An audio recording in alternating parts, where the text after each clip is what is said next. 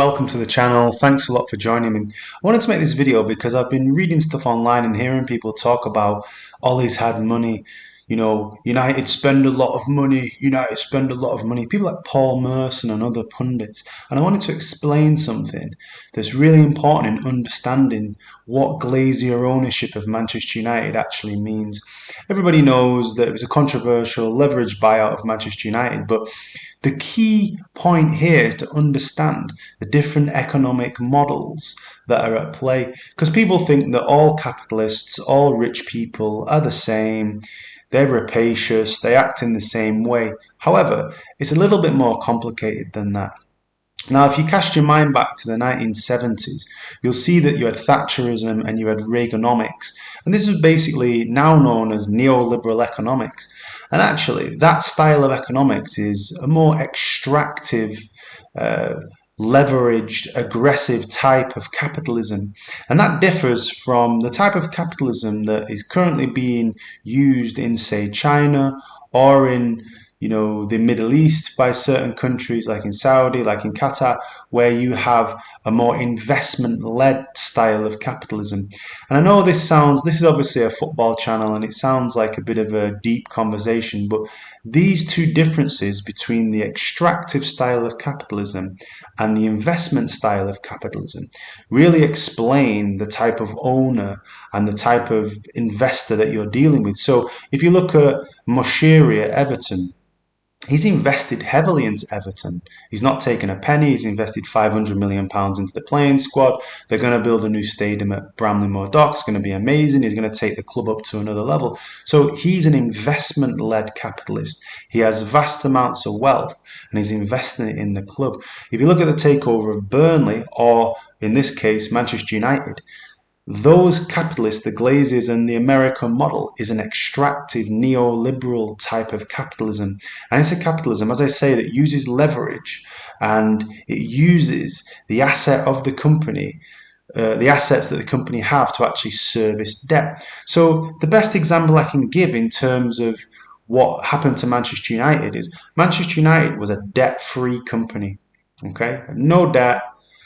It was running on its own revenue quite happily, and the Glazers came and they placed, almost £600 million or more worth of debt onto the club.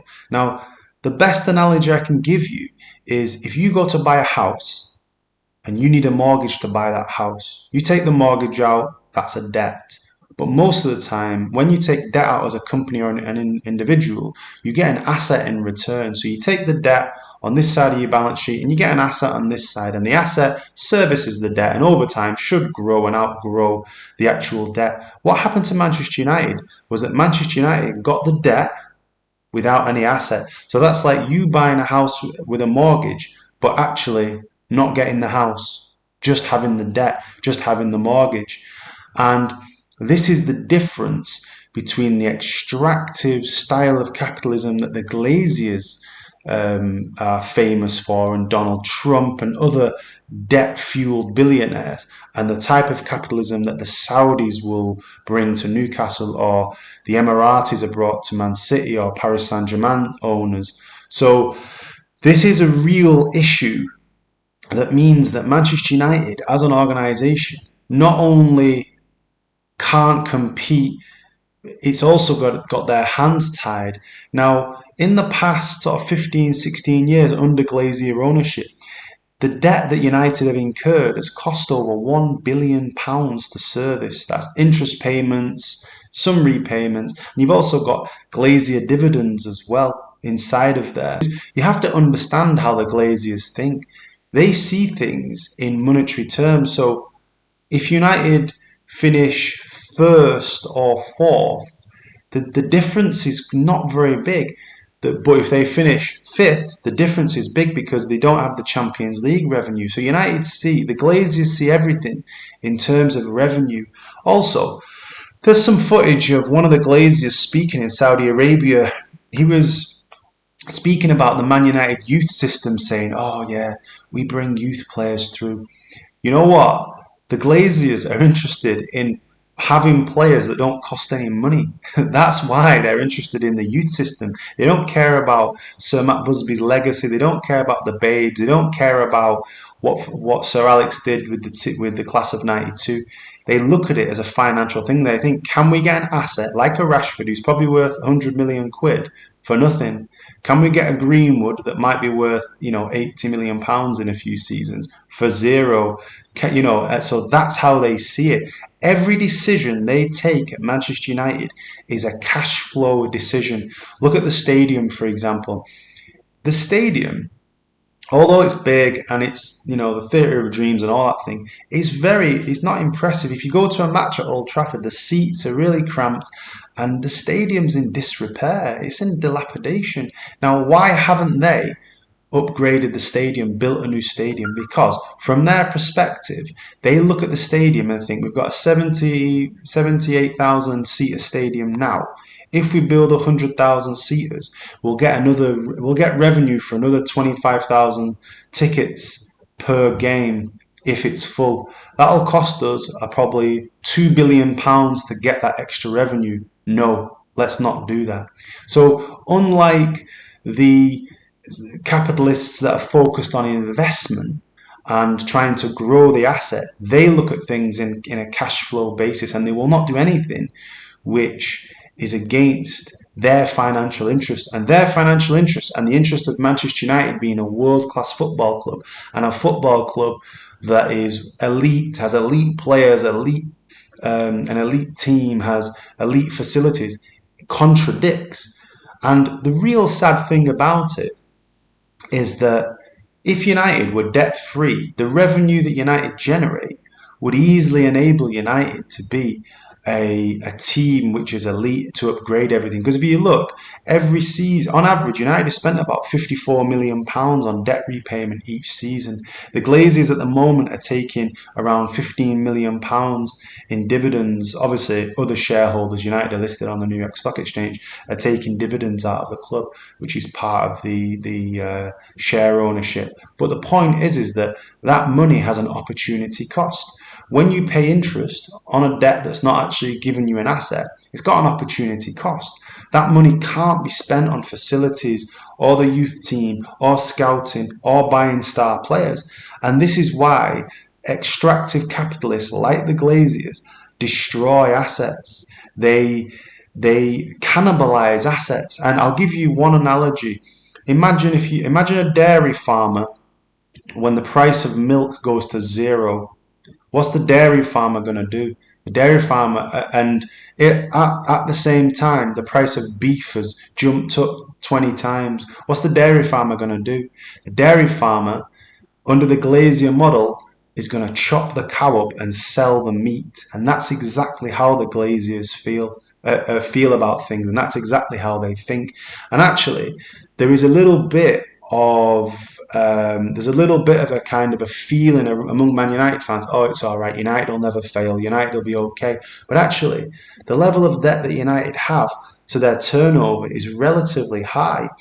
And there are much bigger companies, global companies, who have gone bankrupt with much lower levels of debt as a proportion of revenue and turnover and free cash flow. So Manchester United are not out of the woods. I know it sounds alarmist, like, whoa, what are you talking about? They've been there for sort of 15, 16, 17 years and nothing's happened.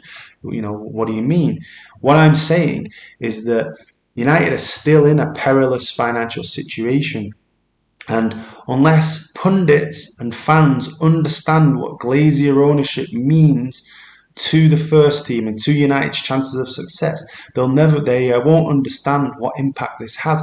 So at the moment, people want to say sack Ole Gunnar, get rid of Ole Gunnar Solskjaer. He's rubbish. I'll give you a prime example of the difference between in capitalists based on investment and capitalists based on extraction. Pep Guardiola came to Man City, finished fifth. He needed some fullbacks. They released 4 fullbacks and they purchased for about £140 million 3 new fullbacks, some world-class fullbacks. They then went on and shot up the league. Man United, they need a central midfielder. You don't have to be a football scout to know that. Why don't they buy a central midfielder? Because it's not in the budget. because everything's budgeted and the priority, the team is a low priority. Basically, if you can get top four and get to the Champions League quarterfinals every year, the Glazers will never sack you. If you're a manager that finishes third or fourth every season, they'll never sack you because they just want the revenue. They're not interested in buying a central midfielder and pushing the team. And they mask over it by buying players like Ronaldo or buying Sancho. But if you look at it, you can say, oh, they bought Maguire. What did they do the same season they bought Maguire? Yeah, what happened? They sold Lukaku. So net, they didn't really pay for Maguire. Lukaku was sold for 70 million, 75 million. Maguire was bought for 80 million. So they're not running the club in an expansive way. They're spending 40, 50, 60 million pounds. And then they're taking their 15 million pound dividends and they're servicing the debt around 25 million pounds a year. And they're creating a bit of free cash flow and the debt's not really going down. They're just extracting from Manchester United. And as long as they get the champion, because you'll see, Louis van Gaal won the FA Cup, finished fifth, got sacked. Mourinho, by December when he got sacked, it looked like United weren't going to make it in the Champions League. So they sacked him, right? Moyes was seventh. I think it was statistically impossible for United to get in the top four at that point. And they sacked him because all they care about is getting into Champions League. And that's why they had an obsession with Maurizio Pochettino. They looked at Spurs' wage budget, they looked at his transfer budget, and they thought, wow, this is the man for us. He's a man that can finish third or fourth, and he'll get us in the Champions League, and we will develop some players, and we won't spend much money. Pochettino was their wet dream. And unfortunately for them, or whatever, he's gone to PSG. And Ollie has got us into the Champions League the past two seasons. If the league form picks up and we're in those top four spaces, they're not going to sack him. But if he gets into the top, if he doesn't, then he's gone, he's done. And this is the reality of Glazer ownership. People say, oh, United spend a lot of money. They don't in comparison to their revenue. They really don't. We have more revenue than every other club. And if you remove the debt and you remove the dividend payments, like how many other football club owners take a dividend? None, zero. Most football clubs are loss-making entities. Moshiri's about 800 million quid down. Once he's built that stadium, he's about £1 billion down. Abramovich has just spent £400 million in the past 18 months upgrading Chelsea's squad after their transfer ban. City's owners have invested hundreds of millions of pounds into the Etihad campus and into East Manchester. And the Saudis will do the same into Newcastle. Paris Saint-Germain's owners, they've invested huge amounts of money. Now, I'm not saying that it's right that financial fair play shouldn't exist, but that's a different conversation. The Glazers are extractive capitalists, and your Abramoviches and your Sheikh Mansours are investment capitalists. They're investing into the asset. And this means that Manchester United's future is very bleak, regardless of the manager they have or the actual players they produce through the youth system or whatever else happens. Anyway, that was a long video. Appreciate you watching, and please comment below. Thank you for your time.